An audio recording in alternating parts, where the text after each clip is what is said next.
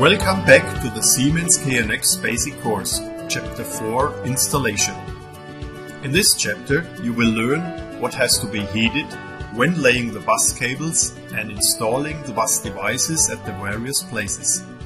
In detail, this chapter is about electrical safety in the context with the electrical energy supply lines in a building and their frequent proximity with the bus control wires. It is also about measures for optimizing overvoltage and lightning protection for the KNX bus and the physical limitations when laying the bus cables. As introduction, let's start with a simple example to learn what is required for the operation of the smallest possible KNX installation, a single lighting circuit. We start at the root of all electrical installations in a distribution board, the standard mounting rail, often referred to as DIN rail. But before we snap bus devices on it, we probably must insert a special part, the so-called data rail. It is nothing else but a printed bus line which can connect the here used devices through their bottom side contact system to the bus. In the beginning, all KNX devices required this data rail. Nowadays, it has almost completely vanished. The first device on a KNX bus line is always a power supply unit. It provides the necessary control energy to the bus devices, which is transported through the bus wires together with the communication signals. In the next step, the lighting circuit wiring is established. The cables are connected to the actuator and the lamp. We do the bus cable now. It is a special cable, not just two wires. We will learn about its detailed specification later. Here we connect the actuator and pull the cable to the bus coupling unit of the push button in the room of the light application. Finally, the push button single rocker itself is plugged onto this PSU. Let me ask you one question in this very moment. If you turn on line power to the power supply and the lighting circuit, will you be able to switch the light already using the single rocker button? Well, this question cannot be answered in general, but it is possible that it really works. In the case the bus subscribers are brand new and produced by Siemens. In the case they are programmed in the so-called X-Factory settings. X-Factory settings are defined in the KNX standards, but they are not mandatory. Siemens uses them only for all devices which can be used in the context of lighting: switching actuators, dimmers and dimming actuators, dolly gateways, push-button interfaces, binary inputs and 1 to 4 rocker push buttons. The function is a central control. Each push button or switch will either turn all actuators on or off. The X-Factory configuration, of course, is not the final one. For the proper commissioning, we need also a suitable programming interface. In this video, it is a USB interface and a PC or laptop with the current ETS on it. At first, the bus subscribers are parameterized in ETS, then downloaded. After this action, PC and USB interface can be removed again, since they are not required for regular plant operations. KNX installation philosophy. How can and how should the KNX bus be installed? What is best practice? The KNX bus was especially designed for extremely decentralized installation. But the classical way of performing an electrical installation in a building is highly centralized, like shown on this little example. All components are built into the switchboard, if not used in the room for a certain reason, like the push buttons. This installation method has the advantage that especially all actuators are concentrated at only one place. If functional problems rise up, it is easy to allocate and solve them at this place. But this doesn't meet the original idea of decentralized individual controls and so it is simultaneously the disadvantage of this installation method. Because here all actuators, no matter what they are used for, must be wired at high voltage level to 30 or 120 volt to the switchboard, no matter how far away the application devices are installed. If a high automation level is to be obtained, the number of wires very often exceeds the capacity of the ducts and pipes. And with any changes at a later time, again new wires must be pulled from the switchboard to the consumers. So let's look at the second option and see if it makes more sense. Decentralized installation with the bus line parallel to mains. On this small picture you can imagine how decentralized control and with it the basic idea of KNX works. All actuators are installed in the close vicinity of the consumers. Wherever possible, energy lines or mains can be looped through, like a daisy chain from one consumer to the next one. This of course also applies to the KNX cable. There are at least two advantages with this installation method. The switchboard can be much smaller or even be omitted. And the amount of mains wires can be reduced significantly, even if the automation level increases. Extensions of the system at a later time can be made very often simply in the vicinity at places where the bus subscribers already exist. Both power and bus wires can be extended locally without going back to any switchboard. Some people could say that in case of troubleshooting, the allocation and fixing of faults would be more difficult. But with an orderly documentation and labeling system, this should be not a real problem. Bus cables. For the proper communication and to meet the required electrical safety level, only a well-specified cable will be suitable. The KNX cable is one of these. It has been derived from the well-known communication cable 2x2 by 0.8 J-Y in brackets ST-Y, identifier used mainly in Europe, formerly used for the last mile in telephone networks.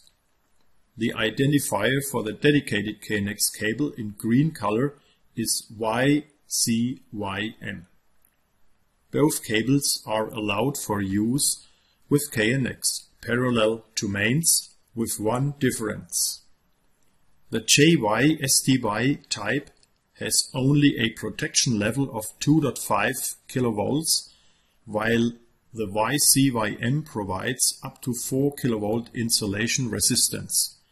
So the installation rule is: the JY-STY may only be used without spacing together with single-phase line cables, while the YCYM can be laid without spacing also in parallel to 3-phase 230/400 volt cables. You can find the list of certified KNX bus cables for different regions of the world on the KNX website www.knx.org. From the homepage you navigate to KNX, KNX products, KNX certified products, and there select Cable Solid. The electrical properties of the KNX cable are always: cross-section equals 0.5 square millimeters, which means 73 ohms per kilometer loop resistance, 120 nanofarads per kilometer capacitance. The data transmission is perfectly tailored to these two coefficients. End-of-line resistors are not required. As you can see on the picture, there are 4 single cores, but KNX needs only 2 of them, usually the red-black ones. The other 2 cores can be used for the power supply, for example for other SELV devices or KNX subscribers with excessive power consumption, like IP gateways or IP controllers. To ensure the highest level of a safe data transmission, the cores are twisted and shielded. The shield, however, mustn't be earthed, since this would violate the principle of SELV networks. Safety Extra Low Voltage Networks, SELV. The following remarks on electrical safety refer to European standards. If you come from a different region, there will be similar rules for electrical safety. In general, KNX did not reinvent them, but uses those which have been set for classical electrical installation, as for the proximity with safety low voltage installation. The KNX operation voltage has intentionally been defined as SELV. With a maximum rated voltage of 30 volt DC, the KNX bus is also far below all dangerous voltage levels, if humans should come in contact with bare conductors of the KNX network. To keep this safety level, however, two installation criteria must be heeded. KNX must have a double, or also called safe insulation, against all other electrically operated system in its vicinity. An insulation also must exist against protective earth. Here, however, basic level is sufficient. The advantage of this specification is bus power may remain turned on during installation. If the bus devices are installed and commissioned piece by piece, the electrician can always check the proper connection, no mismating. He only has to operate the program button of the device. If the addressing LED lights up, the device is properly connected. Installation of cables. All now following installation rules lead back to the previously made statements about basic and double insulation. Here the laying of bus cables in the proximity of other electrical cables is explained. The sheath bus cable can always be laid without spacing to all regular installation cables at any place. Make sure to distinguish between the JY-SDY for paralleling with single-phase mains and the YCYM for triple-phase mains cables. As soon as single bus cable cores are exposed to the mains cable, a safety spacing must be heeded. This is either at least 4 mm in air or with an adequate insulation in between. Here it also doesn't matter if the mains cable is still sheathed or also laid in single cores, since mains cables are usually not considered as insulation proof like the KNX cable. Bus devices in distribution boards. Let's have a look into the KNX installation in a standardized distribution board. The rules for electrical safety apply here as well as anywhere else, especially for the safe separation. This means that bus wires must be kept insulated until the connector terminals of the KNX devices in the panel. A total separation, however, between 230 volts and the bus on the other hand, is not required and also not feasible. A data rail, if still used, of course, is also a piece of blank bus wire. This means nothing else but that for this data rail the insulation rules also apply. As long as it is covered by the devices, normally bus devices on top, the rules are met. 3 parts of this data rail, however, must be covered with a proper insulation strip. A requirement being more a recommendation is also that the sensible electronic equipment of KNX should be mounted in the lower region of the cabinet. The reason is the temperature gradient in the distribution board, especially if it is a bigger one and maybe 2 meters tall. The heat dissipation of protective devices and strong contactors will lead to high temperatures in the upper space of the board.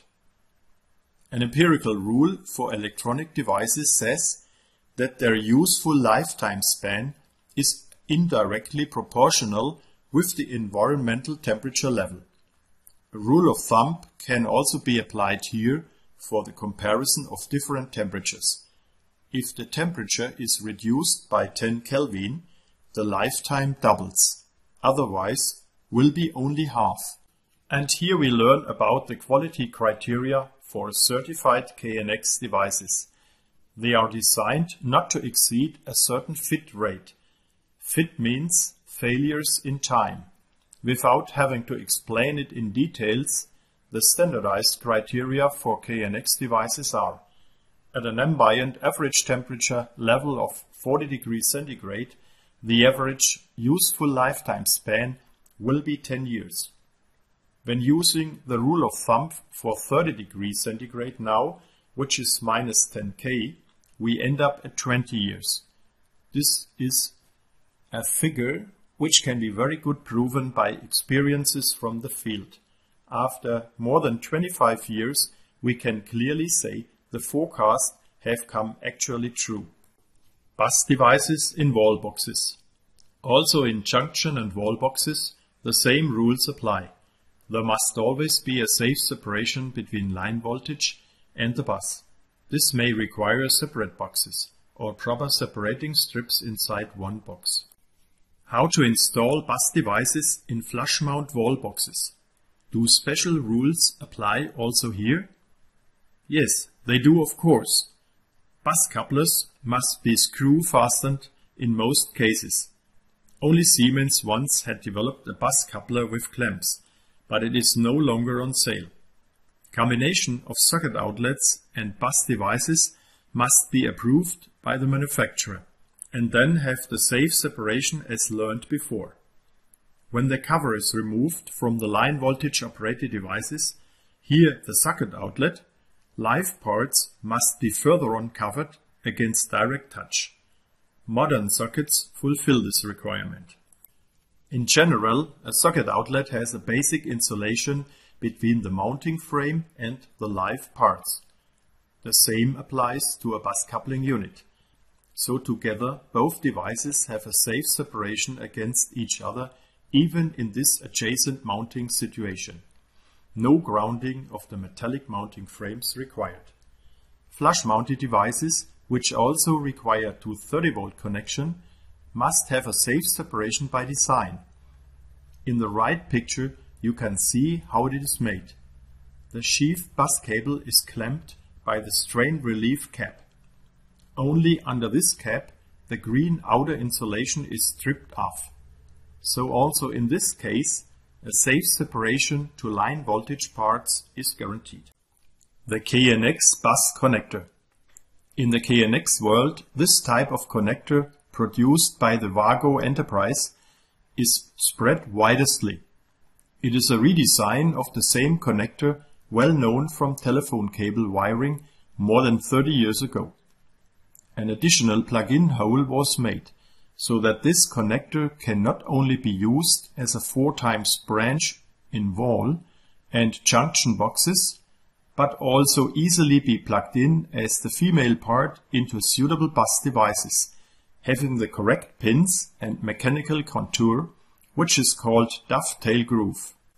The wires must be stripped off about 9 mm for a safe contact. They only need to be pushed into the connector. To remove them again, you must twist both parts against each other, while gently pulling them apart.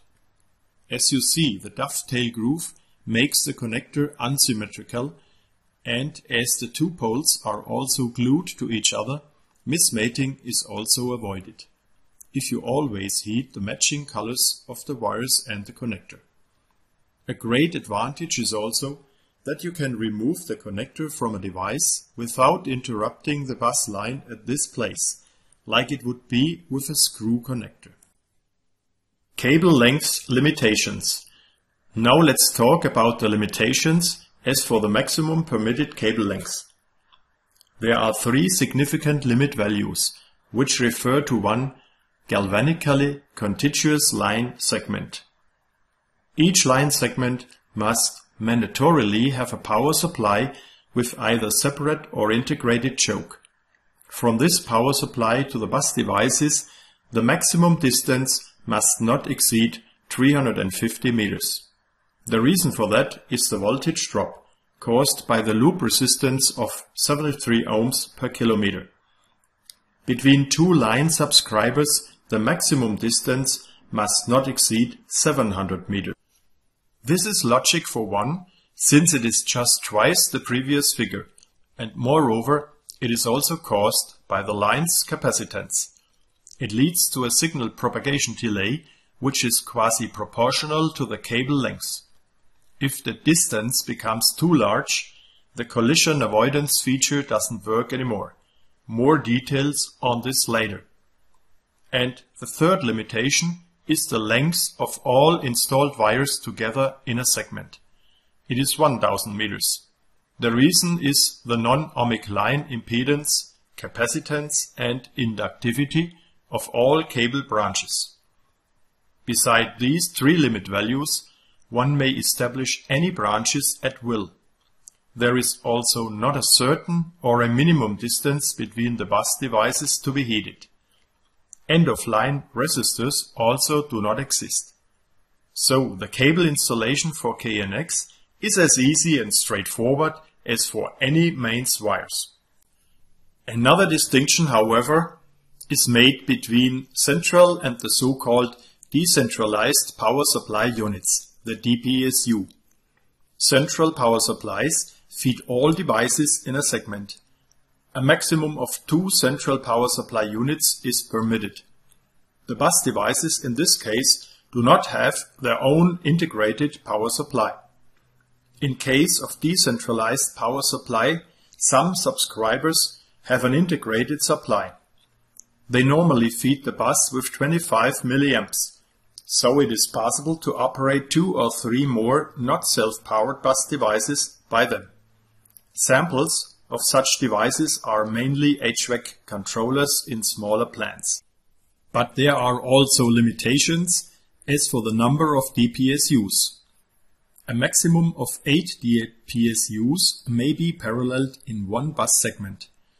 If more devices of that kind are required in a segment, their own PSUs must be turned off and central PSUs used instead.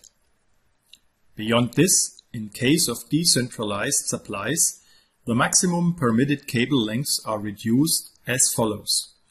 If only one DPSU exists, the maximum total cable length is 350 meters, which is the same figure for the distance between the supply and a subscriber. If 2 DPSU exist, the total cable length is reduced to 700 meters. From 3 DPSUs and up, the figures are the same as with central PSUs. It is also permitted to install 2 central power supplies in one segment, as mentioned before already. This can become necessary if the current drain by the subscribers exceeds the rated current of 1 PSU, or it can be caused by increased operation safety demands. In this situation, the contractor must meet the technical specifications of the PSU manufacturers as for the minimum distance between the 2 power supplies. In detail, this means, if nothing else is specified, the minimum distance between PSUs must be 200 meters. The reason for it is the reset switch on the PSU. In case it is shifted into the reset position, the supply is turned off and the bus line is shorted, in order to cause the subscribers to make a reset. If a second PSU exists, which continues to operate normally, it will be shorted as well. Below 200 meters distance, the maximum short circuit current of the integrated choke may be exceeded. This limitation has been dropped completely with Siemens Gamma power supplies as from September 2012 and onwards. They can be paralleled next to each other without any problems. The KNX power supply unit. A KNX PSU is not just a stabilized DC voltage source. It must meet the following specifications. A connector for protective earth, not for safety reasons, but for discharging electromagnetic interferences which may affect the bus from the environment. An integrated choke to provide the separation between the highly constant DC voltage control from the telegram traffic. which resembles alternating current, that a DC voltage control would immediately suppress if there was no inductivity. A reset switch to be able to restore all devices on a segment simultaneously. A buffer function for very short line interruptions of less than 100 milliseconds caused by switch operations of the medium tension level of the electricity suppliers. Various LED indications, mainly for overload, red, normal operation, green, sometimes overvoltage, yellow, not on this device, and reset, also red. Beside these mandatory features, most PSUs also have a second terminal for the unchoked DC voltage, which can be used, for example, to power a second line segment or as ancillary power for bus devices. This, however, should only be used if there are enough power reserves. For the second line segment, moreover, an extra choke is required. See more details for it later. By the way, the Siemens PSU, which you can see here, has two bus connectors, one on the front side and one at the bottom for the data rail. Today, many manufacturers offer various makes of KNX PSUs, mostly distinguished only by their rated current. This is normally a figure in multiples of 80 milliamps and has the values 80, 160, 320, 640 and 1280. The specified rated voltage output must always be 30 volt DC in idle state. All PSUs basically have to be short circuit proof. Some manufacturers now have started to offer also PSUs with integrated bus coupler.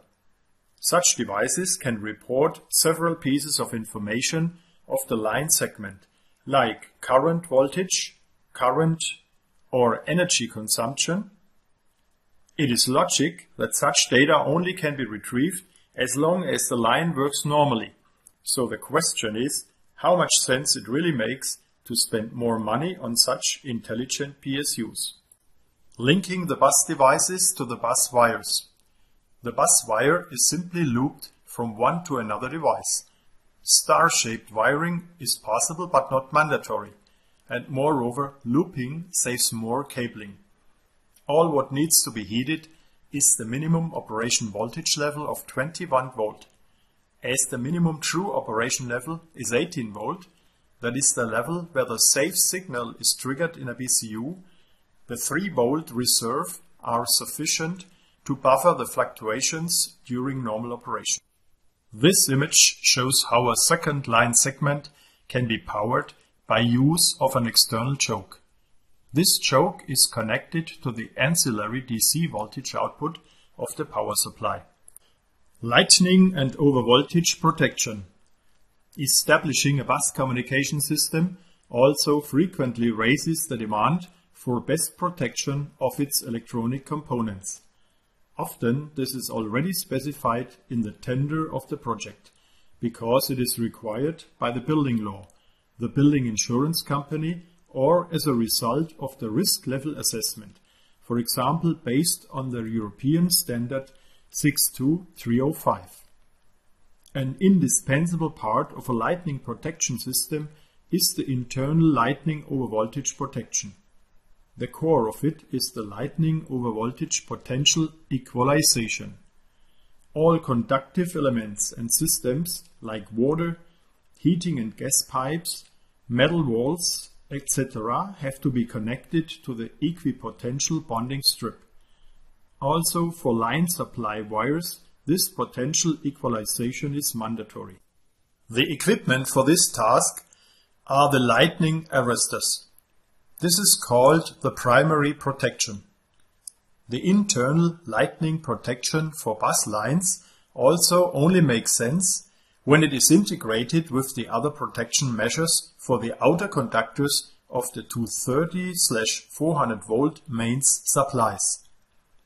Overvoltage arresters for mains must provide a rated discharge capacity of 12.5 kiloamps at a standard of 10/350 microseconds impulse per conductor, according to European standard 61643-11 as of 2002, to guarantee a protection level of maximum 4 kilovolts. Overvoltage arresters for the KNX bus must provide a rated discharge capacity of 2.5 kiloamps at a standard 10/350 microseconds impulse per conductor, according to European standard 61643-21 as of 2002, to guarantee a protection level of maximum 600 volts. If a lightning protection system exists, certain measures with building crossing bus lines are mandatory.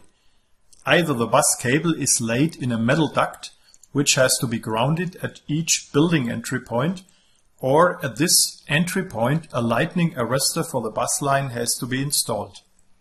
In case of a metal duct, according to the European standard 62305-3, the cross-section of it must be at least 16 square millimeters for copper, 25 square millimeters for aluminum, or 50 square millimeters for steel. In both cases, a secondary protection overvoltage arrestor has to be used with KNX. This overvoltage arrestor is installed on the bus device next to the entry point. Make sure to allow a certain distance of a couple of meters between the KNX overvoltage arrestor and the overvoltage arrestor for power engineering, so that the KNX arrestor is not additionally loaded with the primary protection job. The KNX bus overvoltage arrestor is used for secondary level protection and must meet the following requirements. Rated discharge capacity minimum 5 kiloamps at an 8/20 microseconds impulse. Protection level less than 350 volts, KNX certified. This terminal connector only works correctly together with the previously explained primary protection. Due to its size and technical data, it naturally can't be used as unique overvoltage protector. Due to the small design, it also doesn't allow branching of the bus, therefore you must find a suitable place where it can be mounted, where branching is not required. Protective earth connection has to be made with the closest earthing point. If serious terminal blocks are used, they mustn't be grounded.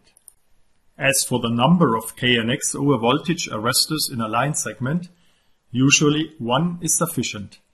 The best place for it is determined by the local conditions and the bus devices to be protected. The recommended places of installation are bus devices with a mains connection, couplers, but then on both sides, bus devices in the vicinity of conductive walls or metal water and gas pipes, at the end of a bus line, at devices at the outer walls of a building. The protection of bus devices is also only necessary when their connection lines form bigger loops. See next slide. Here we see two examples of most likely unintended electrical loops. On the left side, the loop is formed by a 230-volt line and the bus. In case of a lightning strike, strong EMI in the vicinity will induce a high voltage in this loop. The galvanic separation in both devices makes up a protection of 8 kV. But the bigger the area spanned by the wires, the bigger the induced voltage. It may be too high and can destroy the devices therefore. On the right side, the loop is even formed by the bus wire, a metal water pipe and protective earth. These loop areas mostly can be reduced if you use the fact that you can lay the bus cable without spacing together with mains cables. Some hints regarding the data rails. In the first years of the KNX system widely spread, today they are rarely used in new plants. The reason is that now the rail-mounted devices are often bigger than 3 space units. In this case, it is probably less expensive to loop the bus between them by jumpers than through data rails. But still, you will find them in older, existing plants. Proper data rail installation means keeping the data rail always clean, neither cutting nor soldering of the data rail. Proper insulation on top of unused sections by means of a special plastic strip, the data rail cover. Also, this picture shows the usage of data rails. Here, so-called data rail connectors are used to link up the distribution board, and in it especially the power supply, with the KNX field lines in the building. This graphic shows how a second bus line can be created by means of a 4-terminal data rail connector and a suitable choke. The Siemens choke N120/02 still provides data rail contacts.